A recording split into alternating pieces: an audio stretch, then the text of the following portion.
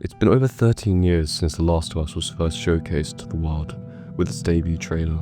In that time, it has become one of the greatest stories ever written. Few games have ever told a story as emotional, as raw, as impactful as The Last of Us. But what made and continues to make it stand out as the greatest narrative in gaming history? Today, we're going to be deep diving into the writing, the characters, and the themes that make it the masterpiece that it is. Hello and welcome. My name is Linksy, and today we are looking into The Last of Us and why it has amassed millions of cult-like fans throughout the world. Before we get started, don't forget to like, subscribe, and comment your favourite moment in The Last of Us. This is your only verbal warning that this video does contain spoilers, so if you don't want to be spoiled, please click off now. First up, why does storytelling matter in gaming? Storytelling is the most crucial part of many games, and there's several reasons for this. One being that, unlike books, movies, and shows, games make you live the story. You're not just watching Joel and Ellie survive, you're surviving with them. Every bullet you shoot, every brick you throw, you're fighting to survive the next encounter, all the same as Joel and Ellie. In the far past, back when gaming was first gaining attention in the 80s with arcade games, many games were simple mechanic-based games like Pac-Man, where you would collect dots, fruits, and more while avoiding the ghosts. This eventually got stale, as all games of the time became almost copies of each other, where you'd have a goal of collecting things while avoiding an enemy. However, in the time since, this has thankfully changed. Games are now fully fledged narrative stories with actual plots, lore, and more. Like I mentioned previously, unlike books, movies, and shows, games actually engage players through interactivity. You physically control the characters on their journey. Whether you're Mario jumping on Goombas, Link slicing moblins, or Joel giving some bandits a beatdown, you control the character's actions to an extent and are therefore responsible for the consequences. Many story games came before The Last of Us, such as Red Dead Redemption and Naughty Dog's own Uncharted series. Some games like Bioshock gave you moral choices, such as whether to rescue or harvest the Little Sisters. Harvesting them, giving you more Adam, while rescuing them giving you less. This was a very popular moral dilemma, because you could either make yourself more powerful by harvesting the sisters, therefore being selfish and getting the bad ending, or you could rescue them, receive less, but being morally right, and as a result getting the good ending. The Last of Us stands above the rest of the story games of its generation, and even still today, because its story is just that much more powerful. It's more than just another post-apocalyptic game.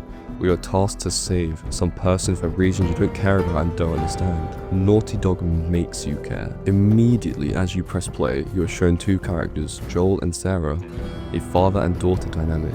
We see the two crack jokes as they laugh and exchange sweet moments, from Sarah giving Joel the watch he wears for the rest of the story, to Joel carrying her to bed. And just 30 minutes later, Sarah is killed, just like that, by a soldier, as Joel is carrying her while she's hurt to what was supposed to be safety. This scene is still one of the best pieces of acting ever seen in gaming to this day.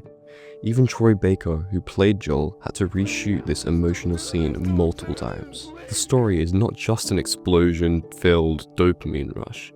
It's an emotional story with highs and lows. Players don't just care about finishing the game and moving on to the next one. They care about Joel and Ellie's story, which unfolds naturally at a steady pace. Unlike the generic and normally seen hero-villain dynamic, which has been littered in gaming for decades beforehand, The Last of Us changed that and forced you to see the humanity of every action taken. But what makes The Last of Us story so great is that it stays with you for more than just the rest of the day when you finished it. Joel and Ellie's story stays with you for the rest of your life, which leads us onto the next part, the emotional side of the story, more specifically, Joel and Ellie's relationship.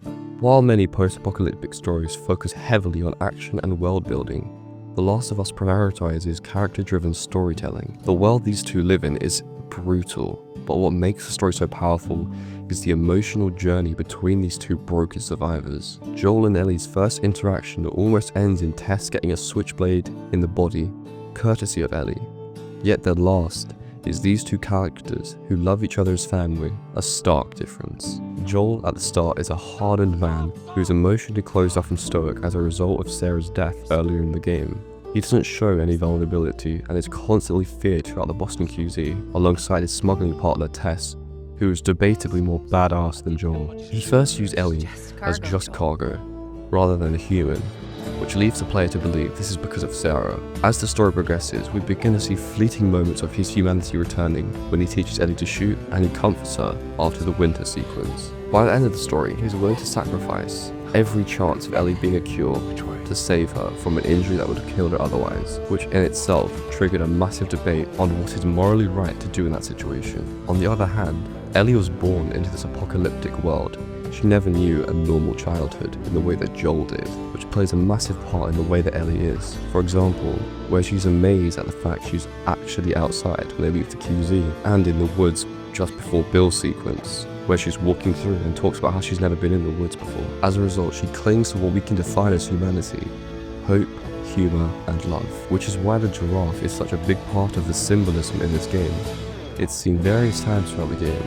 It's shown in Sarah's room at the beginning of the game, on various walls, and the giraffe that Joel and Ellie encounters at the end of the journey to St. Mary's Hospital to reach the fireflies. It's a stark reminder that hope is present, despite there being flesh-eating infected and murderous humans. She developed through the game to need Joel, as she begins to see him as a father figure, because she didn't have one growing up. Joel initially dismisses this idea of being a father figure to Ellie, as he is still clinging to Sarah, as he most likely blames himself for her death, which is why he didn't want to be responsible for Ellie in the first place, when Tess was so deliberate on getting him to choose to take her to the fireflies. There are several points throughout the game that showcased Ellie and Joel's relationship the best. Ultimately, Joel and Ellie's relationship showed that despite the world having gone to shit, humanity still shone brightly through the horrors faced throughout the game. The themes morality, survival, and the cycle of violence. Throughout The Last of Us, players are constantly confronted with the question, is Joel a hero or a villain? Most games make it clear who the bad guy and the good guy are, but The Last of Us doesn't offer that comfort. It exists in a world where morality isn't a binary concept, but a constantly shifting shade of grey. Every action, no matter how justifiable, has consequences. At its core, the game forces players to wrestle with three fundamental themes: moral ambiguity, the lack of a clear right or wrong decisions, humanity versus survival, what do we lose when survival becomes the only goal, and the cycle of violence, how violence breeds more violence, leading into part 2. These themes aren't just background ideas, they're woven into the very DNA of the story, forcing the player to grapple with them at every turn. Moral ambiguity, the final choice. The most defining moment of the game, Joel's choice at the Firefly Hospital, is one of the most debated gaming endings in history. Joel chooses to save Ellie at the cost of potentially saving humanity. The Fireflies plan to operate on Ellie's brain, a procedure that would kill her in the hope of creating a cure. But was it really a choice?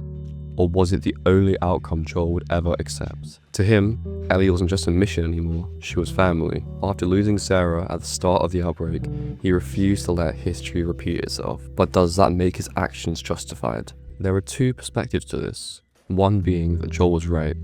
Ellie never consented to the operation, and the Fireflies didn't give her a choice. Killing her for a chance at a cure was unjustifiable. And the other being that Joel was selfish. The world had suffered decades of destruction, and Ellie could have saved millions. Instead, Joel doomed the world for its own personal reasons. The brilliance of The Last of Us is that it never tells you what to think. The game doesn't judge Joel, it leaves it up to you, and that's what makes the story so powerful. From the very beginning, the game makes it one thing clear. In this world, survival comes at a price. But what is that price? At what point do you stop being human in the pursuit of staying alive? The game explores this question through the characters Joel and Ellie along their journey. Henry and Sam are a clear mirror of Joel and Ellie, a pair of survivors bound by love. Henry is a protective older brother doing whatever it takes to keep Sam safe, just like Joel does for Ellie. But when Sam gets infected, Henry's entire world collapses. In a split second, he kills his own brother, a devastating example of how the apocalypse leaves no room for hope. With nothing left to fight for, Henry takes his own life. This moment is a gut punch to both the player and the characters. It forces us to question whether surviving is really worth it when you lose everything along the way. David's group, the horror of losing humanity. On the other side of the spectrum, we meet David's group, people who have abandoned all morality in the name of survival. They don't just resort to cannibalism out of desperation. They justify their actions by claiming it's necessary. David himself presents a disturbing view of leadership. He offers Ellie a choice, but then takes it away, showing how power corrupts in desperate times. Between Henry and Sam and David's group, the game shows two extreme versions of survival. Losing your will to live when the people you love are gone, and losing your morality to ensure your own survival. Joel and Ellie exist somewhere in the middle, constantly fighting to survive while trying to hold on to their humanity. But as the game progresses, we see Joel leaning further into violence to protect Ellie, making us wonder, at what point is he just as bad as those he kills? The cycle of violence, setting the stage for part 2. One of the most important themes in The Last of Us is that violence always has consequences. Every person Joel kills has a story, a family, and people who care about them. The world isn't just full of faceless NPC enemies, it's full of people trying to survive just like Joel and Ellie. But Joel doesn't care. He does whatever it takes to keep Ellie safe, and no matter the cost. This leads directly into The Last of Us Part 2, where we see the full consequences of Joel's actions. By killing the fireflies at the hospital, Joel unknowingly sets off a chain reaction of revenge. Ellie later becomes consumed by this same cycle of violence, proving that in this world, violence only leads to more violence. Unlike most games, The Last of Us doesn't glorify killing, it forces you to question it. When you take down enemies, you hear their friends cry out their names. When Joel tortures people for information, it's not framed as heroic, it's disturbing. Every act of violence is personal, messy, and heavy. By the end of the game, players are left wondering, did Joel save Ellie, or did he doom her to a lifetime of pain? Is survival worth it if it means killing everyone who gets in your way? And will the cycle of violence ever end? The lasting impact of The Last of Us. The beauty of The Last of Us is that it doesn't give you answers. It gives you questions that stay with you long after the credits roll. But most games let you be the hero, but The Last of Us forces you to be something more complicated. It tells the story of love, survival, and the choices we make when the world gives us nothing. And that's why it's one of the most powerful narratives in gaming history. Why it's the best game of all time. When The Last of Us was released in 2013, it didn't just succeed. It redefined what video game storytelling could be. Before this, many games had great stories, but few were as emotionally powerful, cinematic, and immersive as The Last of Us. It wasn't just a game, it was an experience that stuck with the players long after they put the controller down. So what made it so revolutionary? It brought emotional storytelling to the forefront of gaming. It raised the bar for cinematic narratives in video games. It inspired countless developers to push their own storytelling further, and a decade later, The Last of Us remains one of the most celebrated games of all time, with its influence still shaping the industry. Before The Last of Us, deep, emotional narratives were mostly found in indie games like Journey or To the Moon. Big budget games often focused on spectacle over substance. Cinematic cutscenes were common, but the emotional depth was often lacking. Naughty Dog changed that by making emotion the core focus of The Last of Us. Every character felt real, with believable motivations and flaws. The story wasn't just about the apocalypse, it was about the personal struggles of Joel and Ellie. The smallest moments mattered, whether it was Ellie's pun book, the giraffe scene, or the heartbreak of Henry and Sam. This shift in focus proved that players craved emotional depth. The success of The Last of Us showed developers that games could be more than just fun.